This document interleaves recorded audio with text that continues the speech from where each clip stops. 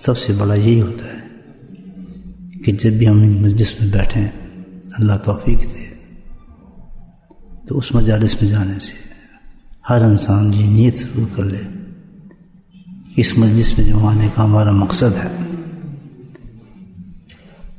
نیت جو ہے وہ یہی ہے کہ ہم اپنے اصل مقصد کو یاد کر لیں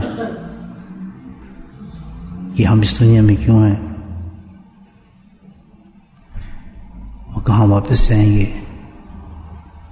منزل ہماری کیا ہے۔ اصل چیز ہے ہر مسافر کے لیے یہی سب سے بڑی امپورٹنٹ چیز ہوتی ہے، کیونکہ ہم دنیا کی کاروبار میں کاموں میں مصروف رہتے ہیں، زندگی ہے، بال بچے بیوی دنیا کاروبار، یہ سب چیزیں ایسی ہیں جو انسان کو غفلت پیدا کر دیتی ہیں، فطرتی چیز ہے۔ تو اللہ نے اسی انتظام کے لیے ایسی مجلسوں کو منعقد فرما دیتے ہیں کہ جس بیٹھ کر آدمی اپنے سبق کو پھر دہراتا ہے اور پھر اللہ سبحانہ تعالیٰ اس تھوڑی سی ہمت کے سبب آدمی کو پھر اس منزل پر روانہ دواں کر دیتے ہیں۔ تو جب بھی یاد رکھیں اپنی ایسی مجلس میں ہیں تو نیت کر لیا کریں، اس کا فائدہ یہ ہے کہ مکمل پھر اللہ تعالیٰ اس مجلس کا ثواب انسان کو پہنچا دیتا ہے کہ یہ اپنے ایک مقصد کے تحت یہاں ہے اور اللہ کی ذات اس کی رحمت سے امید ہے، پھر ہمیں راستہ بھی سیدھا دکھا دیتا ہے۔ تو یہ ضرور نیت کر لیا کریں کہ یہاں آنے کا مقصد کچھ بھی نہیں ہے، کچھ بھی نہیں ہے، بس ایک مقصد ہے، کچھ بھی نہ سوچیں، ثواب وغیرہ کچھ بھی نہ سوچیں، بس ایک مقصد سوچیں کہ صرف یہ ہے کہ جو اللہ نے جس مقصد کے لیے مجھے بھیجا ہے اس مقصد کو میں بیٹھ کے ریپیٹ کروں، مجاہد کروں تاکہ میں اپنے مقصد پہ چل پاؤں۔ باقی ساری چیزیں جو ثواب وغیرہ تو خود ہی اللہ تعالیٰ فرما دیتے ہیں، پھر رائٹ ٹریک پہ چلے نا آدمی تو پھر سب کچھ مل جاتا ہے انسان کو، اس کی فکر نہ کیا کرے۔ اللہ کسی کو بغیر ثواب کے نہیں جانے دے گا، یاد رکھیں، کبھی نہیں ہو سکتا۔ یہ تو اس کی رحمت کا دسترخوان ہے، یہ چیزیں جہاں سے انسان صرف کھا کے نہیں بلکہ سحر ہو کر جاتا ہے۔ تو ہم اپنی بات سوچیں کہ ہم نے کیوں آیا، ہمیں مقصد کیا ہے۔ میرے دوستو، مقصد تو ہم سب جانتے ہیں ہمارا کیا ہے۔ ہمارا مقصد اس دنیا کے اندر اللہ کی رضا ہے کہ اللہ کو راضی رکھیں اور اللہ کی قرب کو حاصل کریں، یہ ہمارا مقصد ہے۔ اس مقصد کو حاصل کرنے کے لیے اللہ پاک نے سارے اعمال جتنے بھی ہیں، جتنی بھی چھوٹے اعمال نیکی ہیں، وہ ساری اسی مقصد کو حاصل کرنے کے لیے۔ جو کام بھی ہم کرتے ہیں، جو نیکی بھی ہم کرتے ہیں، نماز پڑھتے ہیں، تہجد پڑھتے ہیں، اشراق پڑھتے ہیں، ذکر کرتے ہیں، تلاوت کرتے ہیں، اس مقصد کو نہ بھولیں۔ یہ کس لیے ہے کہ ہمارے اس عمل سے اللہ راضی ہو جائے، بس اور کوئی مقصد نہیں۔ اللہ کو ہماری نمازوں میں بالکل ضرورت نہیں، جانتے ہیں جیسے ہماری نماز ہے، ہماری تلاوت میں کہ اللہ کو بالکل ضرورت نہیں ہے، کسی عمل کی اللہ کو ضرورت نہیں۔ یہ ہمارے لیے اللہ نے دی ہے کہ یہ ایک ذرائع ہے، اسباب ہے کہ جس کے ذریعے سے تم اپنے مقصد تک پہنچ سکتے ہو۔ نماز پڑھیں، کیا مقصد کہ اس سے اللہ کو راضی کرنا ہے۔ تلاوت کریں، کیا مقصد اللہ کو راضی کرنا ہے۔ ثواب تو ملنا ہی ملنا ہے، الحمدللہ، یہ تو بول جائے، وہ تو اللہ نے لکھ دیا کہ اس عمل کا اتنا ثواب ہے، لیکن مقصد کو ذہن میں دہرائیں، یہ صرف اللہ کی رضا مجھے چاہیے، اللہ کا قرب مجھے چاہیے۔ نہیں سمجھے بات؟ اپنے بندوں کو میں بتا دوں کہ میرے دینے میں تو کوئی کمی نہیں ہے، اللہ تعالیٰ کہتے ہیں میرے دینے میں کوئی کمی نہیں ہے، میرا ہر عمل جو ہے تمہیں میرے قریب کرے گا، میرے عمل تک تمہیں پہنچائے گا۔ اور میں آپ کو تھوڑا سا اس کی حدیث بتا دوں، من عبد بی، لیکن دیتا میں اسی طرح ہوں، میرے میں کمی نہیں ہے، لیکن دیتا بندے کی طلب کے مطابق ہوں، برتن کے مطابق دیتا ہوں، اس کی خواہش کے مطابق دیتا ہوں، اس کی نیت کے مطابق دیتا ہوں، زنی بھی کہ کس زن سے، کس طلب سے، کس اخلاص سے، کس محبت سے وہ مجھ سے مانگ رہا ہے، جو عمل وہ کر رہا ہے اس میں کتنا اخلاص ہے، کتنی بڑی طلب ہے اس کی، اور کتنا خالص ہے، اس عمل کے اندر دوسری چیز ملاوٹ ہی نہیں ہے، نہیں سمجھے بات؟ کہتے یہ نہ سمجھنا کہ میری نماز کو برا کرنے لگو، میرے ذکر کو برا کرنے لگو، میرے تلاوت کو برا کرنے، نہیں، اپنے آپ میں دیکھنا کہ یہ جو عمل تمہیں میرے قریب نہیں لے جا رہا، یہ نماز جو میرے قریب نہیں کر رہی، نماز پڑھتے ہو پھر گناہ کر لیتے ہو، تلاوتیں کرتے ہو قرآن کے خلاف چلتے ہو، وجہ اس کی یہ ہے کہ میرے اس میں کمی نہیں ہے، یہ تو اتاری میں انہی پوری تاثیر کے ساتھ اس میں یہی اثر رکھا ہے میں نے ان تمام اعمال کے اندر کہ تم میرے قرب تک لے کے جائیں گے۔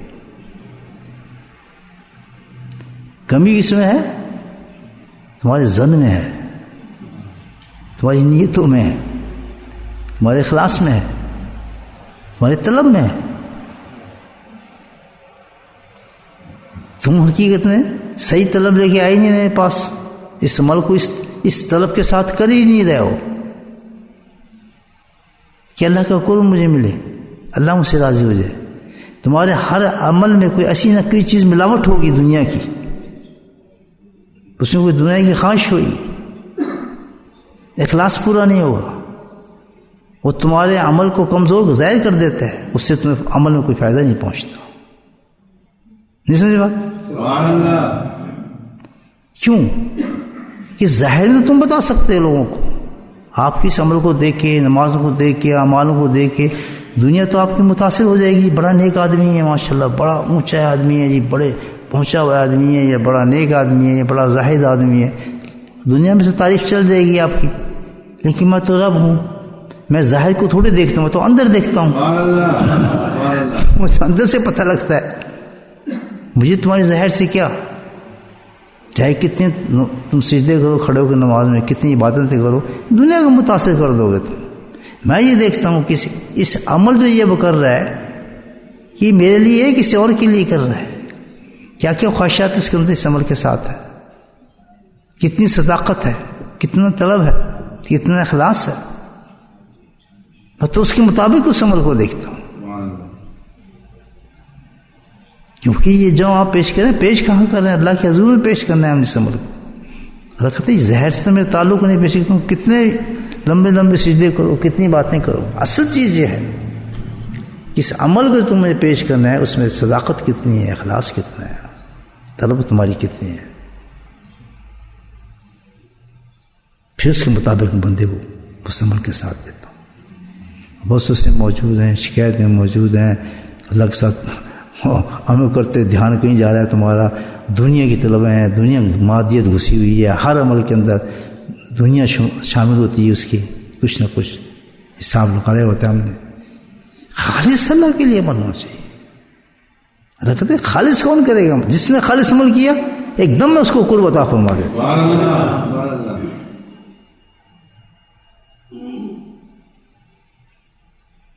تو عمل کی اصل کمی اللہ کہتا ہے تمہارے اس چیز میں، اس چیز کو صحیح کر لو، اپنی نیتوں کو صحیح کر لو، جب عمل کرو اتنا خالص کرو کہ اس میں نیت جب کرو کہ جو عمل کر رہا ہوں اس میں کوئی دنیا شامل ہوئے گی ہی نہیں،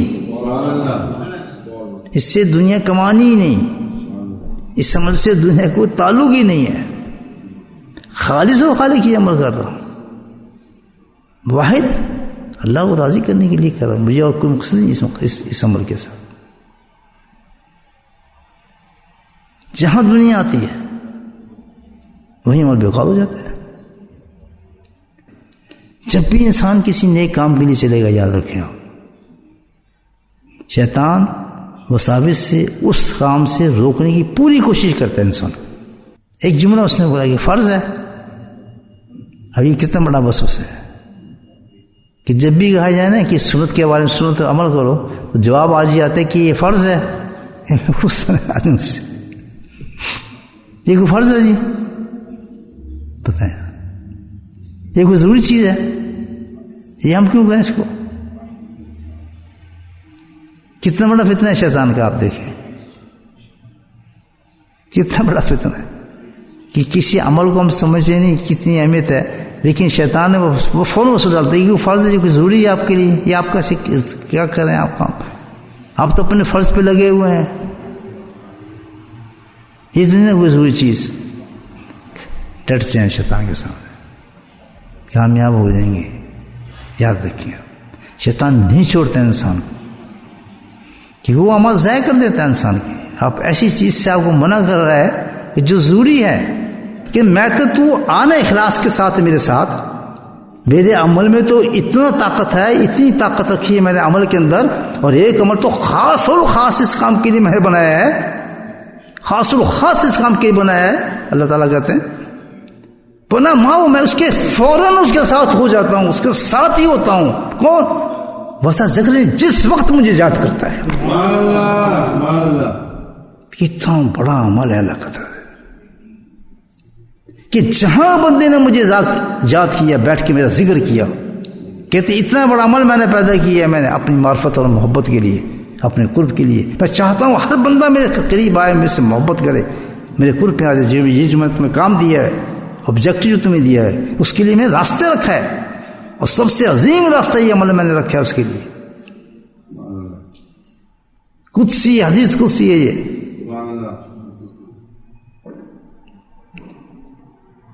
پناہ ماؤں بہت ہی قریب ہو جاتا ہوں اس کی. کس فائدہ ذکر جیسے مجھے یاد کرتا ہے میرا ذکر. یہ پکڑ لیا، جنہوں نے پکڑا وہ اللہ والے بن گئے، وہ ایمان ربانی بن گئے، عبد القادر جیلانی بن گئے. انہیں اس چیز اور کچھ نہیں، وہ سمجھتے تھے جو اللہ نے بتایا، ان باتوں کو سمجھ لیا انہیں اپنی زندگی کو. میں نے اپنے حضرت کو دیکھا ان کی زبان گلی ہوئی تھی اللہ کے ذکر سے. اللہ کی قسم مسجد میں بیٹھا ہوں، ایک سیکنڈ بھی ان کے بغیر اللہ کا ذکر کیوں نہ پکڑ لیا اس چیز کو کہ میں ذکر کرتا رہوں گا، اللہ میرے ساتھ رہے گا. جو اس کے ساتھ اللہ ہوتا ہے اس کا تو مزہ ہی آپ نہیں جان سکتے کیا ہوتا ہے. کون کہتا ہے اللہ دور ہے؟ بتا کون کہتا ہے کہ اللہ نہیں ملتا؟ آپ تو میں ذکر کرتے ہیں تو مزہ نہیں آتا. کیوں؟ کہ خالص نہیں ہے. جس سے آپ اکتساب فیض لیتے ہیں، اکتساب فیض کہتے ہیں جس سے آپ نے فیض لینا ہے. جہاں سے اللہ پہنچے ہیں وہاں شیخ کی ذات تو شیخ ہوتے ہیں نا پہلے جس کا پہنچ جاتے ہیں، اسی سے آپ تعلق سے نہیں ہے آپ کا، اسی سے آپ دوغلے ہیں، اسی سے معاملے آپ کے غلط ہیں. تو ذکر کیا عمل کرے گا؟ نہیں سمجھ کہ جس کے سامنے بیٹھ کے آپ فیض حاصل کر رہے ہیں اللہ تعالیٰ سے. اسباب کی دنیا ہے نا، یہ اللہ نے اسباب رکھے ہیں کہ دنیا بناؤں گا، دنیا کا بعد اس طرح پہ نبی بھیجوں گا، پھر وہ نبی ایک واسطہ آئے گا، پھر اعمال میرے واسطے ہوں گے، پھر اس طرح مشائخ آئیں گے وہ میرے واسطے ہوں گے. ڈائریکٹ میں کرنا چاہوں لیکن یہ ان واسطوں کو اللہ نے رکھا ہے کہ اس طریقے سے تم میرے تک پہنچو گے. تاکہ جب ان واسطوں سے انسان اخلاص نہیں رکھے گا تو آپ آگے کیسے پہنچیں گے؟ آپ جب جس شیخ سے آپ کا تعلق ہے، جس سے استقاب فیض کرتے ہیں، آپ جس کے سامنے بیٹھتے ہیں اس سے فیض طلب کرتے ہیں اللہ تعالیٰ سے، اس میں آپ وصافی دیے بیٹھے ہیں، شیطانی خیال بیٹھے ہیں، اس کے اندر کوئی یقین آپ کے نہیں، اس کی محبت کوئی نہیں ہے، اس کے آپ کے ساتھ کوئی تعلق صحیح نہیں ہے، ظاہری نہیں، ظاہر آپ بہت ماشاء اللہ اندر کو دیکھتے اللہ تعالیٰ. اس کا شیخ کے ساتھ تو تعلق نہیں، اس سے فیصلہ لینا ہے، ساری زندگی ذکر کرتا رہے، لیکن ذکر ہے کیا؟ وہ نام ہوں جس سے صحیح بیٹھ کے اللہ کا ذکر کیا، ایک سیکنڈ نہیں لگتا کہ اللہ کے قرب میں پہنچ جاتے ہیں. آج کے دور میں سب سے مشکل کام جو ہے آج امت پہ، سب سے مشکل کام وہ ہے کہ جس کے بغیر اللہ ملتا ہی نہیں. وہ سب سے مشکل کام ہے ہر طبقے کے لیے، بڑے بڑے عالموں کے لیے، محدثوں کے لیے، سب کے لیے سب سے بڑا مشکل کام کیا ہے؟ نبی پاک صلی اللہ علیہ وسلم سنت پہ چلنا، آپ جیسی شکل و صورت بنانا، آپ جیسا لباس پہننا، آپ کے لباس میں مسجدوں میں آنا، آپ کے لباس میں خطبہ دینا، آپ کے لباسوں میں تقریریں کرنا بہت مشکل ہے.